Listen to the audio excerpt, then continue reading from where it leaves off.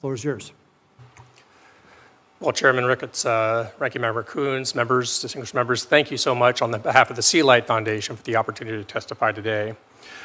The People's Republic of China is this century's most successful expansionist power, one that directly threatens U.S. interests in East Asia. While Russia's territorial aggressions capture headlines and trigger responses, it is actually China that has quietly achieved far greater imperial successes in the maritime domain through its mastery of gray zone tactics, or what we now call illegal, coercive, aggressive, and deceptive or ICAD tactics. Yet the United States has still not even articulated an effective counter-ICAD strategy. We are decades into losing a gray zone war we largely don't recognize we're supposed to be fighting. For over 50 years, China has systematically seized effective control of vast ocean areas through patient incremental expansion. Its campaign began with direct military action, with its 1974 Paracel Islands battle with South Vietnam, but has since evolved into sophisticated civil military tactics that have multiplied its gains across maritime East Asia. In blockading, occupying, and militarizing key maritime features across the South China Sea, Beijing has demonstrated strategic patience that has consistently outmaneuvered our outdated and inefficient response mechanisms. China's tactics extend beyond conquering reefs to include intrusive Coast Guard patrolling that establishes its claims of jurisdiction throughout its neighbors' waters in the South China Sea, around Taiwan and the Senkaku Islands, and in the Yellow Sea.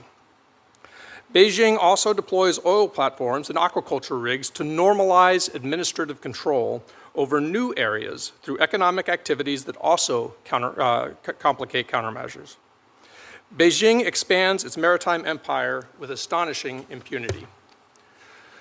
China's model represents a more successful expansionist threat than Russia's because it has mastered the art of winning without fighting. To do so, China hasn't relied solely on gray zone tactics at sea. It combines these tools with a highly sophisticated political warfare machinery that targets democratic weaknesses. Beijing enlists local adversaries to carry its message of China's inevitability, American retreat, and the futility of resistance so that governments will eventually make business decisions to accommodate Beijing's demands. The goals are complementary: a steady erosion of the will to contest China's ambitions, and gradual acceptance of a new normal, one of Chinese regional supremacy. In the Philippines, we can see this clearly. Even as the world's bravest Coast Guard routinely faces extreme danger at sea from China's paramilitary ships, CCP acolytes organize lavish events ashore through United Front-linked organizations, assembling business and civic leaders to normalize CCP positions.